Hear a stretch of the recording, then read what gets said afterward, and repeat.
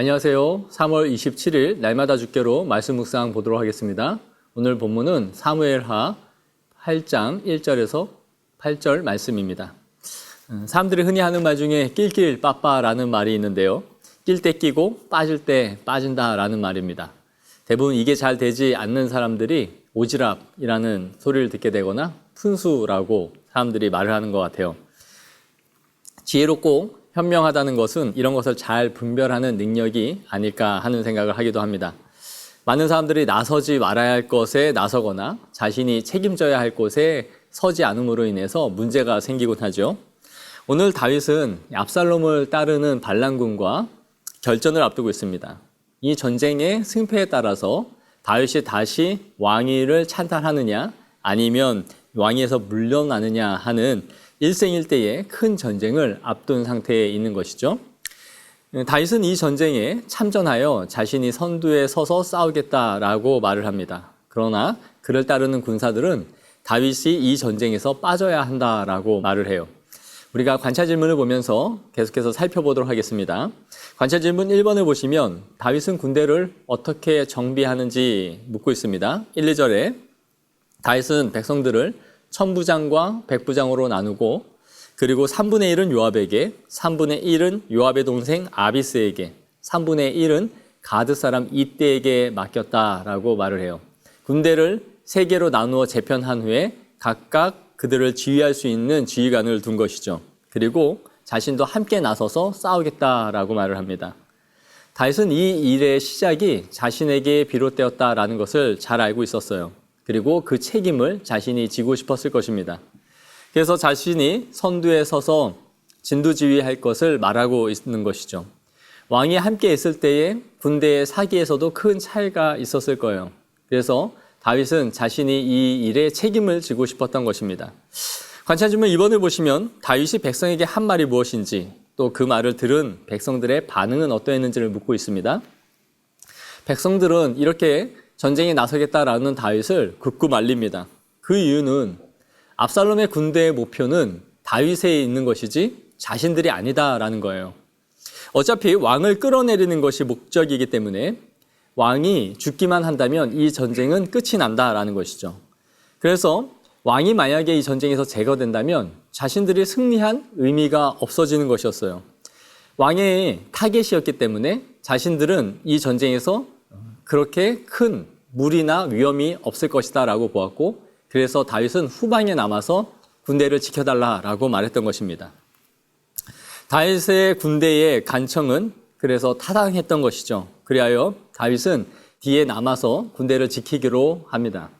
관찰 질문 3번을 보시면 전쟁의 이 결과가 어떠했는지를 묻고 있습니다. 6절에서 8절에 두 군대는 에브라임 수풀에서 격돌하게 됩니다. 압살롬의 군대는 다윗의 군대에 패했고 전사자 수만 2만 명에 이르렀다라고 성경은 기록하고 있습니다. 그런데 8절을 보시면 이렇게 기록되어 있어요. 그 땅에서 사면으로 퍼져 싸웠으므로 그 날에 수풀에서 죽은 자가 칼에 죽은 자보다 많았더라. 이 말씀에 의하면 다윗의 군대가 압살롬의 군대를 군사력으로 압도하여 승리한 것이 아니라 어떠한 지리적인 여건이 이 전쟁의 승패를 좌우했음을 보여주고 있는 것이죠. 이 지역이 구체적으로 어딘지에 대하여 학자들은 의견이 일치되지는 않지만 아마 이곳은 늪이나 가시덤불, 벼랑 등으로 인해서 상당한 협곡들도 많고 위험한 곳이었다라는 것을 볼 수 있습니다. 즉 지리에 익숙하지 않았던 수많은 사람들이 이 지리적인 험한 것에 의해서 죽고 말았던 것이죠. 오늘 말씀을 우리가 묵상하고 또 우리에게 적용해 보기를 원하는데요. 다윗은 이 전쟁의 원인이 자신에게 있었다라는 것을 잘 알고 있었습니다. 그래서 더욱 선봉에 나서고자 하는 것을 볼 수 있어요. 끼어야 할 곳이 어딘지를 잘 알고 있었던 것이죠.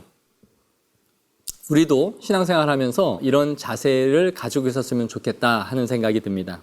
하나님 나라에 대하여, 교회에 대하여 주인의식을 가지고 자신이 책임을 지고자 하는 그런 마음이 있었으면 좋겠다 하는 생각이 들어요. 많은 사람들이 이 일은 내 일이 아니야 라고 한 발짝 두 발짝씩 뒤에 서서 지켜보는 것이죠. 그러나 교회에 일어나는 일이든지 하나님의 나라에 관련된 모든 일들에 있어서 자신이 책임을 지고 선봉에 서고자 하는 마음이 있었으면 좋겠다 하는 생각이 듭니다. 또 하나는 5절인데요. 다윗은 전쟁에 나가는 요압과 아비새와 이때에게 이렇게 부탁합니다. 나를 위하여 젊은 압살롬을 너그러이 대우하라. 압살롬의 행위는 반역자이고 죽어야 마땅했지만 다윗은 나를 봐서 그 압살롬을 너그럽게 여겨달라라고 간청했던 것입니다. 저는 이 말씀이 주님이 우리를 향한 타락한 하나님의 자녀들을 향한 마음이 아닌가 하는 것을 생각해 보게 되는데요. 우리는 하나님께 반역을 했고 하나님의 왕위를 찬탈하려 하는 반역자들이었지만 그의 아들 예수 그리스도를 우리에게 보내주심으로 우리를 너그럽게 대우해 주신 분이 바로 하나님의 마음이었다라는 것입니다. 다른 사람들이 볼 때에 이 압살롬은 죽여야 마땅한 자였어요. 반역자요, 반란군이었던 것이죠. 하지만 다윗에게 있어서 압살롬은 그의 아들이었습니다. 반역자였을지라도 그는 다윗의 하나의 아들이었던 것이죠. 하나님이 우리를 반역자로 여겨주셨다면 우리는 이 자리에 남아있을 수가 없고 모두 진멸되고 말았을 것입니다. 하지만 우리를 불쌍히 여겨주셔서 그의 아들 예수 그리스도를 보내심으로 구원의 문을 우리에게 열어주시고 우리를 진정으로 너그럽게 자비롭게 대우해 주셨던 것이죠. 하나님이 우리를 너그러이 여겨주심으로 예수 그리스도께서 우리를 위하여 죽어주신 것입니다.